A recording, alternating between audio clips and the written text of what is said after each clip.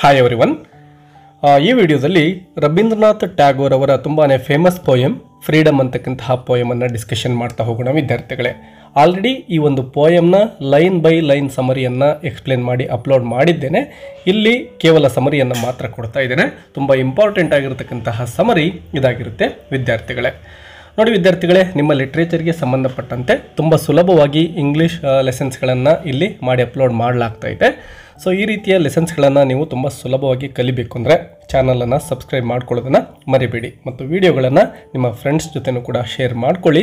ಹೆಚ್ಚಿನ ಸಪೋರ್ಟ್ ಸಿಕ್ಕರೆ ಉಳಿದಿರ್ತಕ್ಕಂತಹ ಎಲ್ಲ ಲೆಸನ್ಸ್ಗಳನ್ನು ಕೂಡ ಮಾಡಿ ಅಪ್ಲೋಡ್ ಮಾಡಲಿಕ್ಕೆ ಪ್ರಯತ್ನವನ್ನು ಮಾಡಲಾಗುತ್ತೆ. ಇಲ್ಲಿ ಬನ್ನಿ ಫಸ್ಟ್ ಪಾಯಿಂಟನ್ನು ನೋಡೋಣ.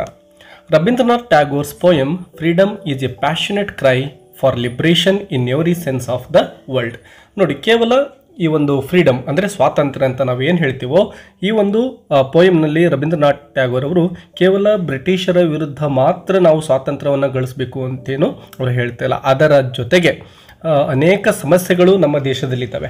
ಅಂತಹ ಸಮಸ್ಯೆಗಳಿಂದನೂ ಕೂಡ ನಾವೆಲ್ಲರೂ ಆಚೆ ಬರಬೇಕು, ಸ್ವಾತಂತ್ರ್ಯವನ್ನು ಪಡಿಬೇಕು ಅಂಥೇಳಿ ಅವರು ಹೇಳ್ತಾ ಇದ್ದಾರೆ. ಅಂದರೆ ಪೊಲಿಟಿಕಲ್ ಫ್ರೀಡಮ್ ಜೊತೆ ನಮ್ಮ ಒಂದು ಸಮಾಜದಲ್ಲಿರ್ತಕ್ಕಂತಹ ಸಮಸ್ಯೆಗಳಿಂದನೂ ಕೂಡ ನಾವು ಮುಕ್ತರಾಗಬೇಕು ಅಂತಕ್ಕಂತಹ ಒಂದು ಮೆಸೇಜನ್ನು ಇಲ್ಲಿ ಅವರು ಕೊಡ್ತಾ ಇದ್ದಾರೆ. ಕೇವಲ ಇದು ನಮ್ಮ ದೇಶಕ್ಕೆ ಮಾತ್ರ ಅನ್ವಯ ಆಗ್ತಕ್ಕಂತಹ ಮೆಸೇಜ್ ಆಗಿರೋದಿಲ್ಲ. ಯಾವುದೇ ದೇಶ ಇರ್ಬೋದು, ಯಾವುದೇ ಜನಗಳಿರ್ಬೋದು, ಅವರೆಲ್ಲರೂ ಕೂಡ ಇಲ್ಲಿ ಕೊಟ್ಟಿರ್ತಕ್ಕಂತಹ ಒಂದು ಮೆಸೇಜಸ್ಗಳನ್ನು ತಾವು ಕೂಡ ಅಪ್ಲೈ ಮಾಡ್ಕೋಬಹುದು. While the poem was written during India's struggle for independence from British rule, Tagore's idea of freedom goes far beyond political separation. ಈಗ ತಾನೇ ಹೇಳಿದ ಹಾಗೆ ಈ ಒಂದು ಪೋಯಮನ್ನು ನಮ್ಮ ರವೀಂದ್ರನಾಥ್ ಟ್ಯಾಗೋರ್ ಅವರು ಬ್ರಿಟಿಷರು ನಮ್ಮ ದೇಶವನ್ನು ಏನು ಆಳ್ವಿಕೆ ಮಾಡ್ತಾ ಇದ್ರೋ ಆ ಒಂದು ಸಂದರ್ಭದಲ್ಲಿ ಬರೆದಿರ್ತಾರೆ. ಆದರೆ ಅವರು ಇಲ್ಲಿ ಬಯಸ್ತಕ್ಕಂತಹ ಒಂದು ಫ್ರೀಡಮ್ ಏನಿದೆನೋ ಅದು ಕೇವಲ ಬ್ರಿಟಿಷರಿಂದ ಸ್ವಾತಂತ್ರ್ಯವನ್ನು ಅಷ್ಟೇ ಅಲ್ಲ, ಅದರ ಜೊತೆಗೆ ಮೊದಲಿಗೆ ಹೇಳಿದಾಗೆ ಪೊಲಿಟಿಕಲ್ ಸಪ್ರೇಷನನ್ನು ಬಿಟ್ಟು ಸಮಾಜದಲ್ಲಿರ್ತಕ್ಕಂತಹ so many problems are there, ಅವುಗಳಿಂದ ನಾವು ಆಚೆ ಬರಬೇಕು ಅಂತಕ್ಕಂಥದ್ದನ್ನು ಅವರು ಇಲ್ಲಿ ಹೇಳ್ತಾ ಹೋಗ್ತಾರೆ ವಿದ್ಯಾರ್ಥಿಗಳೇ.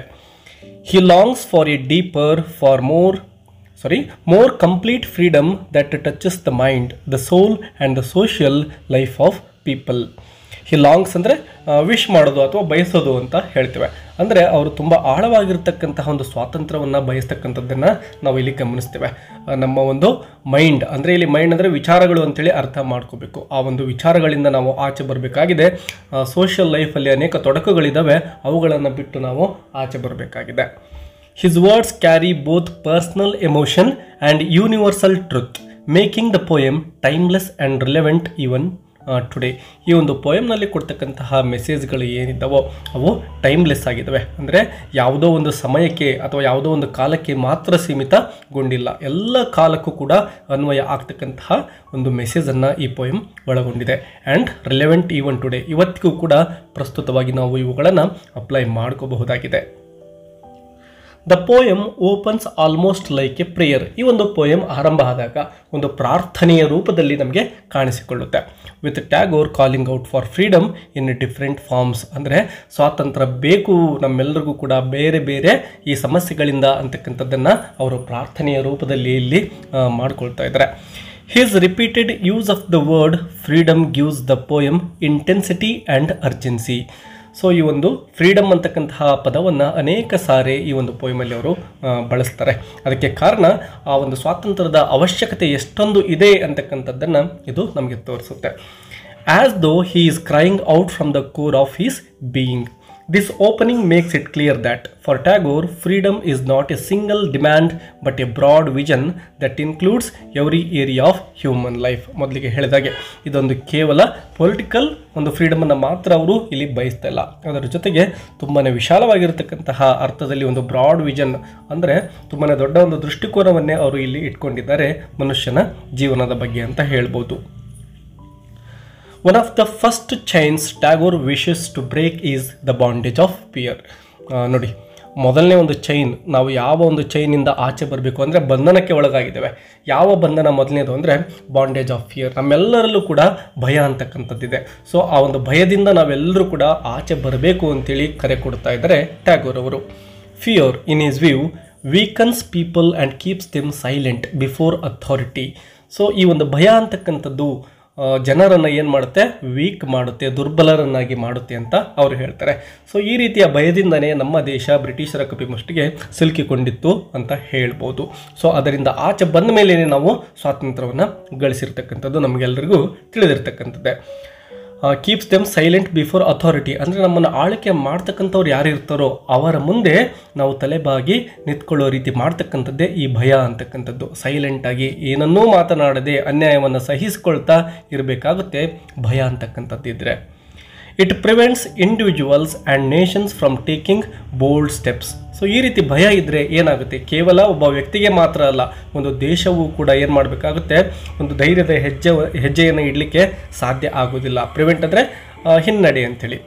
ಆ್ಯಂಡ್ ಇಟ್ ಬ್ರೀಡ್ಸ್ ಕವರ್ಡೈಸ್, ಇದರಿಂದ ಏನಾಗುತ್ತೆ, ಒಂದು ಹೇಡಿತನ ಮೂಡುತ್ತೆ ಅಂತ ಹೇಳ್ತಾರೆ. True independence according to Tagore can never be achieved if people continue to live in fear. ನಿಜವಾದಂತಹ ಸ್ವಾತಂತ್ರ್ಯ ನಮಗೆ ಸಿಗಬೇಕು ಅಂದರೆ ಈ ಭಯದಿಂದ ನಾವು ಆಚೆ ಬರಬೇಕು. ಒಂದು ವೇಳೆ ಭಯ ಇದ್ದರೆ ಯಾವತ್ತಿಗೂ ಕೂಡ ಈ ಒಂದು ಸ್ವಾತಂತ್ರ್ಯವನ್ನು ಅಚೀವ್ ಮಾಡಲಿಕ್ಕೆ ಸಾಧ್ಯ ಇಲ್ಲ ಅಂತೇಳಿ ಟ್ಯಾಗೋರ್ ಅವರು ಹೇಳ್ತಾ ಇದ್ದಾರೆ ಇಲ್ಲಿ. He imagines a society where courage replaces trembling. So ಇಲ್ಲಿ ನಮ್ಮ ಪೋಯೆಟ್ ಒಂದು ಇಮ್ಯಾಜಿನೇಷನ್ ಮಾಡ್ಕೊಳ್ತಾ ಇದ್ದಾರೆ, ಅಂದರೆ ಅವರು ಇಲ್ಲಿ ಒಂದು ಕಲ್ಪನೆಯನ್ನು ಮಾಡ್ಕೊಳ್ತಾ ಇದ್ದಾರೆ. ಆ ಕಲ್ಪನೆ ಏನಪ್ಪ ಅಂದರೆ ಕರೇಜ್ ರೀಪ್ಲೇಸಸ್ ಟ್ರೆಂಬಲಿಂಗ್. ಟ್ರೆಂಬಲಿಂಗ್ ಅಂದರೆ ನಡುಗೋದು ಅಂತೇಳಿ ಅಥವಾ ಭಯ ಅಂತೇಳಿ ನಾವು ಅರ್ಥ ಮಾಡ್ಕೋಬೋದು.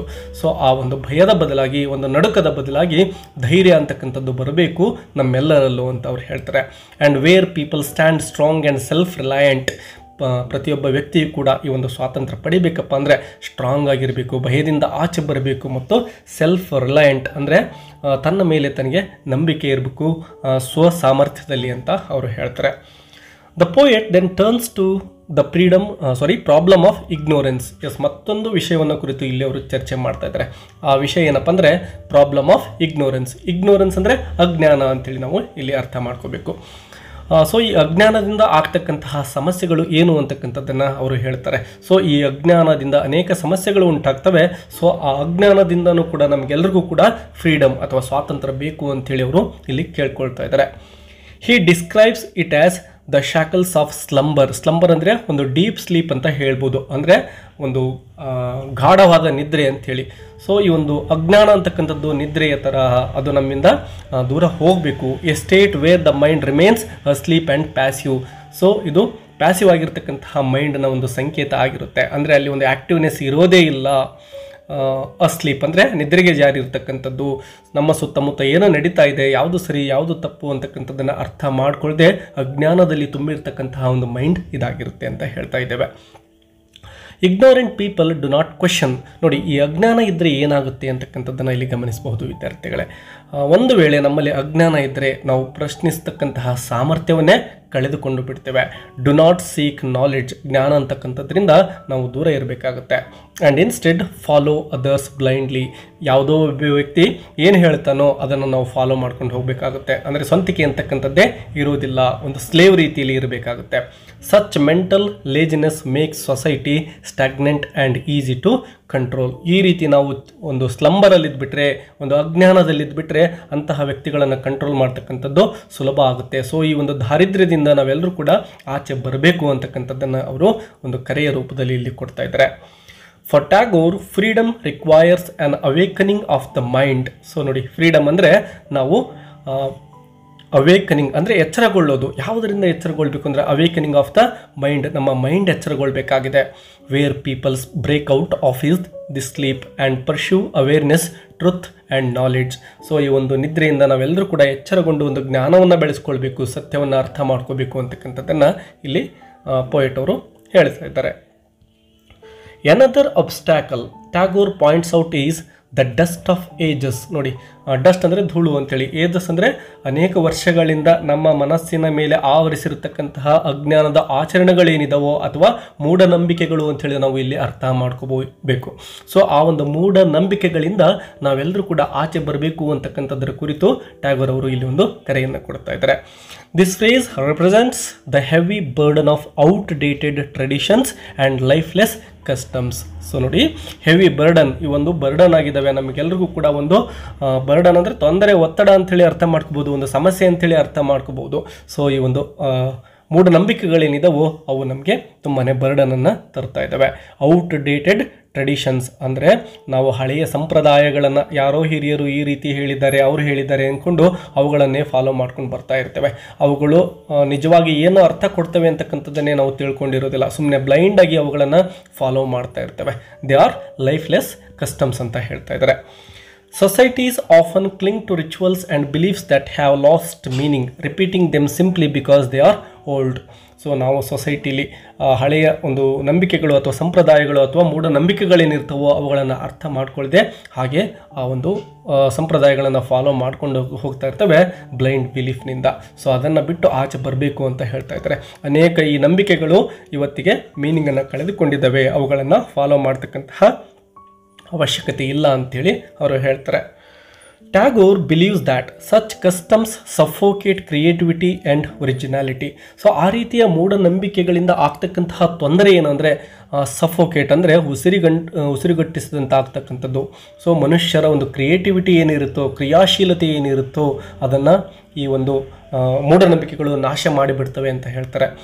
He asks for freedom from these dead weights so that new living ideas can grow and society can move forward with freshness and energy. So ಅಂತಹ ಮೂಢನಂಬಿಕೆಗಳಿಂದ ಆಚೆ ಬರಬೇಕು. ಪ್ರಸ್ತುತ ಸಮಾಜದಲ್ಲಿ ನಾವು ಏನನ್ನು ಮಾಡಬೇಕು, ಏನನ್ನು ಮಾಡಬಾರ್ದು ಅಂತಕ್ಕಂಥದ್ದನ್ನು ನಾವೇ ನಿರ್ಧಾರ ಮಾಡಬೇಕು. ಪ್ರಸ್ತುತ ಸಮಾಜಕ್ಕೆ ತಕ್ಕ ಹಾಗೆ ನಾವು ಜೀವನವನ್ನು ಮಾಡಬೇಕು ಅಂತೇಳಿ ಅವರು ಹೇಳ್ತಾ ಇದ್ದಾರೆ. The poet also rejects the narrow divisions that separate human beings. So ನೋಡಿ, ಇಲ್ಲಿ ಮತ್ತೊಂದು ಪಾಯಿಂಟನ್ನು ಅವರು ಹೇಳ್ತಾ ಇದ್ದಾರೆ. ನ್ಯಾರೋ ಡಿವಿಷನ್ಸ್ ಅಂದರೆ ಈ ಒಂದು ಸಮಾಜ ಯಾವ ರೀತಿ ಅನೇಕ ಕಾರಣಗಳಿಂದಾಗಿ ಒಡೆದು ಹೋಗ್ತಾ ಇದೆ, ಅಂತಹದ್ದರಿಂದ ನಾವು ಯಾವ ರೀತಿ ಆಚೆ ಬರಬೇಕು ಅಂತೇಳಿ ಕೂಡ ಅವರು ಹೇಳ್ತಾ ಇದ್ದಾರೆ. So the poet is rejecting this narrow division. He observes that society is divided by caste, religion, race and class and that these boundaries create hatred and inequality. ನೋಡಿ, ಸಮಾಜವನ್ನು ನಾವು ಯಾವೆಲ್ಲ ರೀತಿಯಲ್ಲಿ ಹೊಡಿತಾ ಇದ್ದೇವೆ ಅಂತಕ್ಕಂಥದ್ದನ್ನು ಪೊಯೆಟ್ ಅವರು ಇಲ್ಲಿ ತುಂಬಾ ಬೇಸರದಿಂದ ಹೇಳ್ತಾ ಹೋಗ್ತಾರೆ. ಒಂದು ಕ್ಯಾಸ್ಟ್ ಅಂದರೆ ಜಾತಿಯ ಆಧಾರದಲ್ಲಿ, ರಿಲಿಜನ್ ಧರ್ಮದ ಆಧಾರದಲ್ಲಿ, ಮತ್ತು ರೇಸ್ ಆಧಾರದಲ್ಲಿ, ಮತ್ತು ಕ್ಲಾಸ್ ಅಂದರೆ ವರ್ಗ, ಮೇಲ್ವರ್ಗ, ಕೆಳವರ್ಗ, ಮಧ್ಯಮ ವರ್ಗ, ಈ ರೀತಿ ನಾವು ವರ್ಗಗಳನ್ನು ಮಾಡಿಕೊಂಡು ಸಮಾಜವನ್ನು ಹೊಡಿತಾ ಹೋಗ್ತಾ ಇದ್ದೇವೆ, ಬೌಂಡರಿಗಳನ್ನು ನಿರ್ಮಾಣ ಮಾಡ್ತಾ ಇದ್ದೇವೆ. ಈ ಒಂದು ಬೌಂಡರಿಗಳು ಏನನ್ನು ಕ್ರಿಯೇಟ್ ಮಾಡ್ತೇವೆ ಅಂದರೆ ಕ್ರಿಯೇಟ್ ಹೇಟ್ರೆಡ್ ಅಂದರೆ ದ್ವೇಷವನ್ನು ನಿರ್ಮಿಸ್ತವೆ. ಒಂದು ಜಾತಿ ಮತ್ತೊಂದು ಜಾತಿಯ ಮೇಲೆ, ಒಂದು ಧರ್ಮ ಮತ್ತೊಂದು ಧರ್ಮದ ಮೇಲೆ, ಒಂದು ವರ್ಗ ಮತ್ತೊಂದು ವರ್ಗದ ಮೇಲೆ, ಹೀಗೆ ದ್ವೇಷವನ್ನು ಕಾರ್ತಾ ಸಮಾಜ ಒಡೆದು ಹೋಗ್ತಾ ಇದೆ. ಇನ್ಇಕ್ವಾಲಿಟಿ, ಅಸಮಾನತೆ ಅಂತಕ್ಕಂಥದ್ದು ಸಮಾಜದಲ್ಲಿ ಮೂಡುತ್ತೆ. ಸೊ ಈ ಒಂದು ನ್ಯಾರೋ ಡಿವಿಷನ್ನಿಂದ ನಾವೆಲ್ಲರೂ ಕೂಡ ಒಂದು ಫ್ರೀಡಮನ್ನು ಪಡೆದುಕೊಳ್ಬೇಕು ಅಂತೇಳಿ ಪೊಯೆಟ್ ಹೇಳ್ತಾ ಇದ್ದಾರೆ. Such divisions are prisons that confine humanity in small boxes. ನೋಡಿ, ಈ ಒಂದು ಡಿವಿಷನ್ ಏನು ಮಾಡ್ಕೊಳ್ತೇವಲ್ವಾ, ಇದನ್ನು ಒಂದು ಜೈಲಿಗೆ ಅವರು ಕಂಪ್ಯಾರಿಸನ್ ಮಾಡ್ತಾ ಇದ್ದಾರೆ, ಪ್ರಿಸನ್ ಅಂತೇಳಿ ಹೇಳ್ತಾ ಇದ್ದಾರೆ. ಇವು ಮನುಷ್ಯನನ್ನು ಒಂದು ಸಣ್ಣ ಸ್ಮಾಲ್ ಬಾಕ್ಸ್ ಒಳಗಡೆ ಬಂಧನಕ್ಕೆ ಒಳಪಡಿಸ್ತವೆ. ಅಂದರೆ ನಮ್ಮ ಮನಸ್ಸುಗಳನ್ನು ಸಂಕುಚಿತಗೊಳಿಸ್ತವೆ. ಈ ಸಂಕುಚಿತತನವನ್ನು ಬಿಟ್ಟು ನಾವು ವಿಶಾಲ ಮನಸ್ಸನ್ನು ಬೆಳೆಸಿಕೊಳ್ಬೇಕಾಗುತ್ತೆ. The poet dreams of a world where people see themselves not as members of separate groups but as equals in a larger human family. So ಅವ್ರು ಕರೆ ಕೊಡ್ತಕ್ಕಂಥದ್ದು, ನಾವೆಲ್ಲರೂ ಕೂಡ ನಾನು ಆ ಜಾತಿ, ನಾನು ಈ ಧರ್ಮ, ಈ ವರ್ಗ, ಈ ರೀತಿಯ ಒಂದು ಭಿನ್ನತೆಗಳೇನಿದವೋ ಅವುಗಳ ಒಂದು ಸಪ್ರೇಷನನ್ನು ಬಿಟ್ಟು ನಾವೆಲ್ಲರೂ ಕೂಡ ಈಕ್ವಲ್, ನಾವೆಲ್ಲ ಒಂದೇ ಅಂತಕ್ಕಂಥದ್ದು ಒಂದು ವಿಶಾಲ ಮನೋಭಾವನೆಯನ್ನು ಬೆಳೆಸಿಕೊಳ್ಬೇಕು. ಮಾನವ ಕುಲಂ ತಾನೊಂದೇ ಒಲಂ ಅಂತ ಏನು ಹೇಳ್ತೀವೋ ಆ ರೀತಿಯ ಒಂದು ಭಾವನೆಯನ್ನು ನಾವೆಲ್ಲರೂ ಕೂಡ ಬೆಳೆಸ್ಕೊಳ್ಬೇಕು ಅಂತೇಳಿ ಕರೆ ಕೊಡ್ತಾ ಇದ್ದಾರೆ. This vision of unity is A crucial part of the freedom he seeks. So ಇಂತಹ ಒಂದು ಸಮಸ್ಯೆಗಳಿಂದ ನಾವು ಆಚೆ ಬಂದಿದ್ದೇ ಆದರೆ, ಒಂದು ಒಳ್ಳೆಯ ಮನಸ್ಥಿತಿಯನ್ನು ನಾವು ಬೆಳೆಸಿಕೊಂಡಿದ್ದೇ ಆದರೆ, ಸಮಾಜವನ್ನು ಮತ್ತು ಸಮಾಜದಲ್ಲಿರ್ತಕ್ಕಂತಹ ನಾವೆಲ್ಲರೂ ಒಂದೇ ಅಂತಕ್ಕಂತಹ ಒಂದು ಭಾವನೆಯನ್ನು ಬೆಳೆಸಿಕೊಂಡ್ರೆ ಅದು ನಿಜವಾದಂತಹ ಸ್ವಾತಂತ್ರ್ಯ ಅಂತ ಹೇಳ್ತಾ ಇದ್ದಾರೆ. Tagore's plea for freedom is not only against foreign rule but also against the internal oppressions within society. ಕೇವಲ ಬ್ರಿಟಿಷರ ವಿರುದ್ಧ ಸ್ವಾತಂತ್ರ್ಯವನ್ನು ಪಡೆದುಕೊಂಡ್ರೆ ಮಾತ್ರ ನಾವು ಸ್ವತಂತ್ರ ಆದ ಹಾಗೆ ಆಗುವುದಿಲ್ಲ. ನಮ್ಮ ದೇಶದಲ್ಲಿ ಅನೇಕ ಸಮಸ್ಯೆಗಳಿದ್ದಾವೆ, ಅನೇಕ ಅಪ್ರೆಷನ್ಸ್ ಅಂದರೆ ದಬ್ಬಾಳಿಕೆಗಳು ನಡೀತಾ ಇದ್ದಾವೆ ಸಮಾಜದಲ್ಲಿ. ಇಂತಹವುಗಳಿಂದನೂ ಕೂಡ ನಾವೆಲ್ಲರೂ ಕೂಡ ಮುಕ್ತಿಯನ್ನು ಪಡಿಲೇಬೇಕು ಅಂತೇಳಿ ಕರೆ ಕೊಡ್ತಾ ಇದ್ದಾರೆ. Customs, superstitions and rigid social systems often limit people's dignity and opportunities. In India, practices like untouchability and caste restrictions forced millions to live as outcasts in their own land. So ಸಮಾಜದಲ್ಲಿ ಅನೇಕ ಅಂಧ ಆಚರಣೆಗಳು, ಸಂಪ್ರದಾಯಗಳು ಮತ್ತು ಮೂಢನಂಬಿಕೆಗಳು ಏನಿದಾವೋ ಅವುಗಳು ಸಮಾಜವನ್ನು ಒಡಿತಾ ಇದ್ದಾವೆ. ಸೊ ಅಂತಹ ನಂಬಿಕೆಗಳಿಂದ ನಾವು ಆಚೆ ಬರಬೇಕಾಗಿದೆ. ಒಂದು ಅಸ್ಪೃಶ್ಯತೆ ಇರ್ಬೋದು, ಅನ್ಟಚಬಿಲಿಟಿ ಅಂತ ಕರಿತೇವಲ್ವಾ, ಅದೇ ರೀತಿ ಜಾತಿಯ ವ್ಯವಸ್ಥೆಯಲ್ಲಿ ನಾವು ಇದ್ದೇವೆ. ಸೊ ಆ ಜಾತಿ ಮೇಲೂ ಈ ಜಾತಿ ಮೇಲೂ ಈ ರೀತಿ ಜನಗಳನ್ನು ನಾವು ದೂರ ಇಡ್ತಿದ್ದೇವೆ. ಇವೆಲ್ಲವನ್ನು ಬಿಟ್ಟು ಆಚೆ ನಾವು ಬರಬೇಕು ಅಂತ ಹೇಳ್ತಾರೆ. Tagore regarded such practices as prisons of the soul. So ಅವುಗಳನ್ನು ಒಂದು ಪ್ರಿಸನ್ಸ್ ಆಫ್ ದ ಸೋಲ್ ಅಂತೇಳಿ ಟ್ಯಾಗೋರ್ ಅವರು ಹೇಳ್ತಾರೆ. ಸೋಲ್ ಅಂದರೆ ಆತ್ಮ ಅಂತೇಳಿ. ಸೊ ಆತ್ಮವನ್ನೇ ನಾವು ಬಂಧನಕ್ಕೆ ಒಳಪಡಿಸಿ ಬಿಟ್ಟಿದ್ದೇವೆ, ಅಂದರೆ ನಮ್ಮ ವಿಚಾರಗಳು ತುಂಬ ಸಂಕುಚಿತ ಆಗಿದ್ದಾವೆ ಅನ್ನೋ ಅರ್ಥದಲ್ಲಿ ಹೇಳ್ತಾ ಇದ್ದಾರೆ ನಮ್ಮ writer. They are preventing people from living fully and freely. He asks for a liberation from these unjust structures so that every individual can live with respect. ಪ್ರತಿಯೊಬ್ಬರೂ ಕೂಡ ಇಲ್ಲಿ ಗೌರವದಿಂದ ಬದುಕಿದ್ದೇ ಆದರೆ ಆಗ ನಾವು ನಿಜವಾಗಿಯೂ ಸ್ವಾತಂತ್ರ್ಯವನ್ನು ಪಡೆದಂತೆ ಅಂತ ಹೇಳ್ತಾ ಇದ್ದಾರೆ. The historical context of the poem is also important. India during Tagore's time was still under British colonial rule. So ಈ ಒಂದು ಪೋಯಮನ್ನು ಬರೆದಂತಹ ಸಂದರ್ಭದಲ್ಲಿ ಒಂದು ಸ್ವಾತಂತ್ರ್ಯ ಚಳುವಳಿ ನಡೀತಾ ಇತ್ತು. ಸೊ ನಾವೆಲ್ಲರೂ ಕೂಡ ಬ್ರಿಟಿಷರ ವಿರುದ್ಧ ಹೋರಾಡ್ತಾ ಇದ್ವಿ ಆ ಒಂದು ಸಂದರ್ಭದಲ್ಲಿ. ಸೊ ಕೇವಲ ಬ್ರಿಟಿಷರಿಂದ ಮುಕ್ತರಾದರೆ ಮಾತ್ರ ಸಾಧ್ಯ ಇಲ್ಲ. ಅನೇಕ ಒಂದು ಕೆಟ್ಟ ಸಮಸ್ಯೆಗಳು ನಮ್ಮ ಸಮಾಜದಲ್ಲಿದ್ದಾವೆ, ಅವುಗಳಿಂದನೂ ಕೂಡ ನಮಗೆ ಸ್ವಾತಂತ್ರ್ಯ ಬೇಕು ಅಂತಕ್ಕಂತಹ ಒಂದು ಮೀನಿಂಗ್ಫುಲ್ ಆಗಿರ್ತಕ್ಕಂತಹ ಪೋಯಮ್ ಇದಾಗಿದೆ. The poet therefore calls for freedom from foreign domination but his tone is not filled with anger or hatred. So ಆ ಒಂದು ಫಾರಿನ್ ಡಾಮಿನೇಷನಿಂದ ಅಂದರೆ ಬ್ರಿಟಿಷರ ಅಧಿಪತ್ಯದಿಂದ, ಅವರ ಆಳ್ವಿಕೆಯಿಂದ ನಾವು ಆಚೆ ಬರಬೇಕು. ಸೊ ಈ ಒಂದು ಸಮಾಜ ಮೇಲುಗಡೆ ಏನು ನಾವು ಡಿಸ್ಕಷನ್ ಮಾಡಿದ್ದೆವೋ ಇಂತಹ ಸಮಸ್ಯೆಗಳಿಂದಾಗಿಯೇ ಬ್ರಿಟಿಷರು ನಮ್ಮನ್ನು ಆಳಲಿಕ್ಕೆ ಸಾಧ್ಯ ಆಗಿದ್ದು. ಸೊ ಅಂತಹವುಗಳಿಂದ ನಾವು ಮುಕ್ತರಾದರೆ ಒಂದು ಸ್ವಂತಿಕೆ ಅಂತಕ್ಕಂಥದ್ದು, ಒಂದು ಸ್ವದೇಶದ ಸ್ವಾಭಿಮಾನ ಅಂತಕ್ಕಂಥದ್ದು ನಮ್ಮೆಲ್ಲರಲ್ಲೂ ಬರುತ್ತೆ. ನಮ್ಮ ದೇಶವನ್ನು ನಾವು ಕಟ್ಟಬಹುದು ಅಂತಕ್ಕಂಥ ಒಂದು ಆಶಾಭಾವನೆಯನ್ನು ಕೂಡ ಪೋಯೆಟ್ ಅವರು ಇಲ್ಲಿ ವ್ಯಕ್ತಪಡಿಸ್ತಾ ಇದ್ದಾರೆ. Instead he longs for a dignity, ಅಂದರೆ ಒಂದು ಗೌರವವನ್ನು ಅವರು ಬಯಸ್ತಾ ಇದ್ದಾರೆ, ಸೆಲ್ಫ್ ರೆಸ್ಪೆಕ್ಟನ್ನು ಬಯಸ್ತಾ ಇದ್ದಾರೆ, and independence that will allow India to stand on its own. So Bharat ದೇಶ ಅಂತಕ್ಕಂಥದ್ದು ತನ್ನ ಶಕ್ತಿಯ ಮೇಲೆ ತಾನು ಆಳ್ವಿಕೆ ಮಾಡಿಕೊಳ್ತಾ ನಿಲ್ತಕ್ಕಂತಹ ಸಾಮರ್ಥ್ಯವನ್ನು ಪಡಿಬೇಕು. ಅಂದರೆ ಮೇಲೆ ಇರತಕ್ಕಂತಹ ಸಮಸ್ಯೆಗಳಿಂದನೂ ಕೂಡ ನಾವೆಲ್ಲರೂ ಆಚೆ ಬರಬೇಕು. ಈ ಜಾತಿ ವ್ಯವಸ್ಥೆ ಇರ್ಬೋದು, ಮೂಢನಂಬಿಕೆಗಳಿರಬಹುದು, ಹಾಗೂ ದಾರಿದ್ರ್ಯ ಇರ್ಬೋದು, ಇವುಗಳಿಂದ ಆಚೆ ಬರಬೇಕು. ನಾವು ಭಯವನ್ನು ಬಿಟ್ಟು ಆಚೆ ಬರಬೇಕು ಅಂತೇಳಿ ಕರೀತಾ ಇದ್ದಾರೆ. ಮತ್ತು ನಾವೆಲ್ಲರೂ ಕೂಡ ಒಂದು ಜ್ಞಾನವನ್ನು ಬೆಳೆಸ್ಕೋಬೇಕು ಅಂತಕ್ಕಂತಹ ಕರೆಯನ್ನು ಅಂದಿನ ಸಮಾಜಕ್ಕೆ ನಮ್ಮ ರೈಟರ್ ಕೊಡ್ತಾ ಇದ್ದಾರೆ. ಅದು ಇವತ್ತಿಗೂ ಕೂಡ ಅನ್ವಯ ಆಗುತ್ತೆ ಅಂತ ಹೇಳ್ಬೋದು. Political independence is necessary, but for Tagore it is only one part of true freedom. So ಈಗ ಬ್ರಿಟಿಷರಿಂದ ನಾವು ಸ್ವಾತಂತ್ರ್ಯವನ್ನು ಪಡಿತಕ್ಕಂಥದ್ದು ಕೇವಲ ಅದೊಂದು ಸ್ವಾತಂತ್ರ್ಯದ ಒಂದು ಭಾಗ ಮಾತ್ರ ಆಗುತ್ತೆ, ಅದು ಸಂಪೂರ್ಣವಾಗಿರ್ತಕ್ಕಂತಹ ಸ್ವಾತಂತ್ರ್ಯ ಆಗುತ್ತಿಲ್ಲ. Which must also be intellectual, moral and cultural. So ನಮ್ಮ ಒಂದು ಬೌದ್ಧಿಕ ದಾರಿದ್ರ್ಯದಿಂದ ನಾವು ಆಚೆ ಬರಬೇಕಾಗುತ್ತೆ, ಮತ್ತು ನಮ್ಮ ಮಾರಲ್ ಬೆಳಿಬೇಕಾಗುತ್ತೆ, ಮತ್ತು ಕಲ್ಚರಲ್ ವ್ಯಾಲ್ಯೂಸ್ ಕೂಡ ಇನ್ಕ್ರೀಸ್ ಆಗಬೇಕಾಗುತ್ತೆ. ಅಂದಾಗಲೇ ನಾವು ಸ್ವಾತಂತ್ರ್ಯವನ್ನು ಪಡೆದ ಹಾಗೆ ಅಂತ ಹೇಳ್ತಾರೆ. A central idea in the poem is freedom of the mind. ಅಂದರೆ ನಮ್ಮ ಒಂದು ಮಾನಸಿಕ ಫ್ರೀಡಮನ್ನು ನಾವೆಲ್ಲರೂ ಕೂಡ ಪಡೆದುಕೊಳ್ಬೇಕು. ಅಂದರೆ ನಮ್ಮ ವಿಚಾರಗಳು ಸ್ವಾತಂತ್ರ್ಯವನ್ನು ಪಡೆದುಕೊಳ್ಬೇಕು ಅಂಥೇಳಿ, ಸ್ವಂತಿಕೆಯನ್ನು ನಾವೆಲ್ಲರೂ ಬೆಳೆಸ್ಕೋಬೇಕು ಅಂಥೇಳಿ. ಯಾರೋ ಹೇಳಿದ ಹಾಗೆ ನಾವೇನು ಈಗ ಕೇಳ್ತಾ ಇದ್ದೀವೋ ಬ್ರಿಟಿಷರ ಒಂದು ಆಡಳಿತದಲ್ಲಿ, ಅದು ಹಾಗಾಗಬಾರದು. ನಮ್ಮ ಸ್ವಂತ ಆಡಳಿತ ಇರಬೇಕು, ನಮ್ಮ ಸ್ವಂತ ವಿಚಾರಗಳಿರಬೇಕು ಅಂತ ಹೇಳ್ತಾ ಇದ್ದಾರೆ. Even if a nation wins political freedom, its people are not truly free if their minds remain enslaved by fear, prejudice or blind obedience. ಕೇವಲ ಮೊದಲಿಗೆ ಹೇಳಿದಾಗೆ ಪೊಲಿಟಿಕಲ್ ಫ್ರೀಡಮ್ ಸಿಕ್ಕರೆ ಮಾತ್ರ ಸಾಕಾಗೋದಿಲ್ಲ, ನಮ್ಮ ವಿಚಾರಗಳಿಂದನೂ ಸ್ವಾತಂತ್ರ್ಯ ಸಿಗಬೇಕು ಮತ್ತು ನಮ್ಮ ಭಯ ಹೋಗಬೇಕು, ನಾವೆಲ್ಲರೂ ಜ್ಞಾನವಂತರಾಗಬೇಕು ಅಂತ ಹೇಳ್ತಾ ಇದ್ದಾರೆ. A free mind is one that can think independently, seek truth without hesitation and reject falsehood even when it is popular. So ನಮ್ಮ ವಿಚಾರಗಳು ಸ್ವಾತಂತ್ರ್ಯವನ್ನು ಪಡೆದುಕೊಂಡ್ರೆ ಆಗ ಏನಾಗುತ್ತೆ ಅಂದರೆ we can seek the truth, ಒಂದು ಸತ್ಯವನ್ನು ಅರ್ಥ ಮಾಡ್ಕೊಳ್ತೇವೆ, ಯಾವುದೇ ಒಂದು ಹೆಜಿಟೇಷನ್ ಇಲ್ಲದ ಹಾಗೆ ಫಾಲ್ಸ್ಹುಡ್, ತಪ್ಪನ್ನು ನಾವು ಎಲ್ಲರೂ ಕೂಡ ತಿರಸ್ಕಾರ ಮಾಡಲಿಕ್ಕೆ ಸಾಧ್ಯ ಆಗುತ್ತೆ. ಅದು ಒಂದು ಪಾಪ್ಯುಲರ್ ಆಗಿದ್ದರೂ ಕೂಡ ಅಸತ್ಯ ಅಂತಕ್ಕಂಥದ್ದು we can reject it. Tagore dreams of a society where every person is encouraged to use their mind bravely. ಪ್ರತಿಯೊಬ್ಬ ವ್ಯಕ್ತಿಯು ಕೂಡ ಧೈರ್ಯದಿಂದ ತನ್ನ ಒಂದು ವಿಚಾರಗಳನ್ನು ವ್ಯಕ್ತಪಡಿಸ್ತಕ್ಕಂತಹ ಒಂದು ಸೊಸೈಟಿ ನಿರ್ಮಾಣ ಆಗಬೇಕು ಅಂತ ಅವರು ಹೇಳ್ತಾ ಇದ್ದಾರೆ. ಆ್ಯಂಡ್ ಕ್ರಿಯೇಟಿವಿಟಿ, ನಮ್ಮಲ್ಲಿರ್ತಕ್ಕಂತಹ ಒಂದು ಕಾರ್ಯಶೀಲತೆ, ಕ್ರಿಯಾಶೀಲತೆಗಳೇನಿರ್ತವೋ ಅವನ್ನು ವ್ಯಕ್ತಪಡಿಸಲಿಕ್ಕೆ ಮುಕ್ತ ಅವಕಾಶ ಇರಬೇಕು.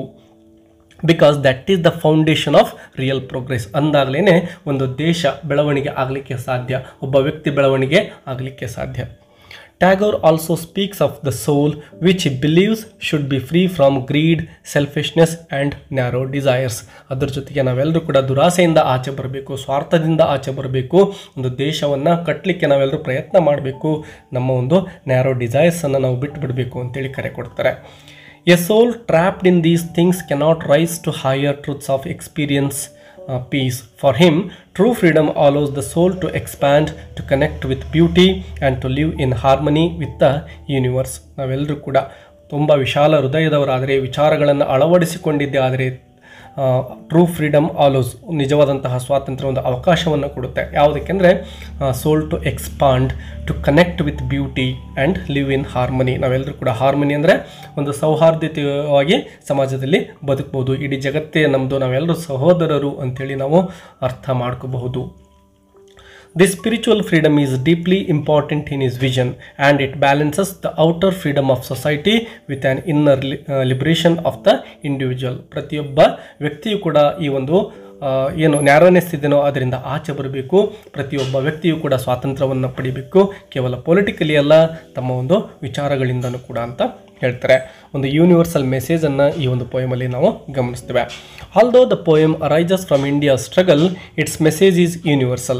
People everywhere face different forms of bondage, whether political, social or personal. Fear, ignorance and oppression are not limited to one country or one period in history. Tagore's freedom speaks to all humanity, to anyone who longs to break free from chains, whether visible or invisible. ಮೊದಲಿಗೆ ಹೇಳಿದಾಗೆ ಇಲ್ಲಿರ್ತಕ್ಕಂತಹ ಒಂದು message ಏನಿದೆನೋ, this is universal message. ಜಗತ್ತಲ್ಲಿ ಅನೇಕ ದೇಶಗಳು, ಅನೇಕ ವ್ಯಕ್ತಿಗಳು ಈ ರೀತಿಯ ನ್ಯಾರೋ ಮೈಂಡೆಡ್ ಇದ್ದ ಅನೇಕ ಬಂಧನಗಳಿಗೆ ಒಳಗಾಗಿದ್ದಾರೆ. ಸೊ ಕೇವಲ ಪೊಲಿಟಿಕಲ್ ಬಂಧನ ಅಲ್ಲ, ಅದು ವಿಚಾರಗಳಿಂದನೂ ಕೂಡ ಬಂಧನ ಆಗಿರುತ್ತೆ. ಮತ್ತು ಅನೇಕ ಸಮಸ್ಯೆಗಳಲ್ಲಿ ನಾವೆಲ್ಲರೂ ಸಿಲುಕಿಕೊಂಡಿದ್ದೇವೆ. ಅವುಗಳನ್ನು ಬಿಟ್ಟು ನಾವೆಲ್ಲರೂ ಕೂಡ ಆಚೆ ಬರಬೇಕು, ನಾವೆಲ್ಲ ಹ್ಯುಮ್ಯಾನಿಟಿಯನ್ನು ಬೆಳೆಸ್ಕೊಳ್ಬೇಕು, ನಮ್ಮ ವಿಚಾರಗಳು ಬೆಳಿಬೇಕು ಅಂಥೇಳಿ ಪೊಯಿಟ್ ಅವರು ಹೇಳ್ತಾ ಇದ್ದಾರೆ. ಇನ್ನು ಕನ್ಕ್ಲೂಷನ್ ಪಾರ್ಟ್ ನೋಡಿ. In the end, Tagore's freedom is not simply a political statement, but a complete vision of human liberation. It calls for courage instead of fear, knowledge instead of ignorance, creativity instead of stagnation, and unity instead of division. ಇಡೀ ಸಂಪೂರ್ಣ ಪೋಯಮ್ನ ಒಂದು theme ಈ ಒಂದು ಸೆಂಟೆನ್ಸಲ್ಲಿ ಸಿಗುತ್ತೆ ಅಂತ ಹೇಳ್ಬೋದು ವಿದ್ಯಾರ್ಥಿಗಳೇ. ಯಾಕೆಂದರೆ ಪೋಯೆಟ್ ಅವರು ಹೇಳ್ತಾ ಇರ್ತಕ್ಕಂಥದ್ದು, ನಾವು ಭಯವನ್ನು ಬಿಟ್ಟು ಧೈರ್ಯವನ್ನು ಬೆಳೆಸ್ಕೊಳ್ಬೇಕು, ಅಜ್ಞಾನವನ್ನು ಬಿಟ್ಟು ಜ್ಞಾನವನ್ನು ಬೆಳೆಸ್ಕೊಳ್ಬೇಕಾಗಿದೆ, ಮತ್ತು ಸ್ಟಾಗ್ನೇಷನನ್ನು ಬಿಟ್ಟು ಒಂದು ಕ್ರಿಯೇಟಿವಿಟಿ ಅಥವಾ ಒಂದು ಏನು ಕಾರ್ಯಶೀಲತೆ ಅಂತ ಹೇಳ್ತೀವೋ, ಕ್ರಿಯಾಶೀಲತೆ ಅಂತ ಹೇಳ್ತೀವೋ ಅದನ್ನು ಬೆಳೆಸ್ಕೋಬೇಕು ಅಂತ ಹೇಳ್ತಾರೆ. ಅದರ ಜೊತೆಗೆ ಯೂನಿಟಿ ಇನ್ಸ್ಟೆಡ್ ಆಫ್ ಡಿವಿಷನ್, ಅಂದರೆ ನಾವೇನು ಸಮಾಜವನ್ನು ಒಡಿತಾ ಇದ್ದೇವೋ ಜಾತಿ ಮತ ಪಂಥಗಳ ಹೆಸರಲ್ಲಿ, ಅದೆಲ್ಲ ಬಿಟ್ಟು ಯೂನಿಟಿ ಅಂದರೆ ಐಕ್ಯತೆ ಅಂತ ನಾವು ಹೇಳ್ಬೋದು. ಆ ರೀತಿಯ ಒಂದು ಗುಣವನ್ನು ನಾವು ಬೆಳೆಸ್ಕೋಬೇಕು. It seeks freedom for the nation, the mind and the soul. So ಇಲ್ಲಿ ನಾವು ಬಯಸ್ತಕ್ಕಂಥದ್ದು ಈ ಪೋಯಮ್ ಮೂಲಕ ಕೇವಲ ಒಂದು ದೇಶ ಸ್ವಾತಂತ್ರ್ಯ ಪಡೀಲಿ ಅಂತ ಅಷ್ಟೇ ಅಲ್ಲ, ಮತ್ತು ಪ್ರತಿಯೊಬ್ಬ ವ್ಯಕ್ತಿಯು ಅವನ ಒಂದು ವಿಚಾರಗಳಿಂದ ಮುಕ್ತನಾಗಬೇಕು ಮತ್ತು ಅವನ ಆತ್ಮವು ಕೂಡ ಮುಕ್ತಿಯನ್ನು ಪಡಿಬೇಕು. ಅಂದರೆ ನಾವೆಲ್ಲರೂ ಕೂಡ ವಿಶಾಲ ಹೃದಯದವರಾಗಬೇಕು ಅಂತ ಕರೆ ಕೊಡ್ತಾರೆ. The poem is at once a cry for India's independence and a universal prayer for humanity's dignity. Its message is timeless because the struggle for freedom is never truly finished, and every generation must seek it anew. Dear students, ವಿಡಿಯೋಗೆ ಒಂದು like ಕೊಡೋದನ್ನು ಮರಿಬೇಡಿ, ಮತ್ತು ನಿಮ್ಮ ಎಲ್ಲ friends ಜೊತೆನೂ ಕೂಡ share ಮಾಡ್ಕೊಳ್ಳಿ, ಚಾನಲನ್ನು ಸಬ್ಸ್ಕ್ರೈಬ್ ಮಾಡ್ಕೊಳ್ಳೋದನ್ನು ಕೂಡ ಮರಿಬೇಡಿ. ಮತ್ತೆ ಸಿಗೋಣ. Thank you for watching.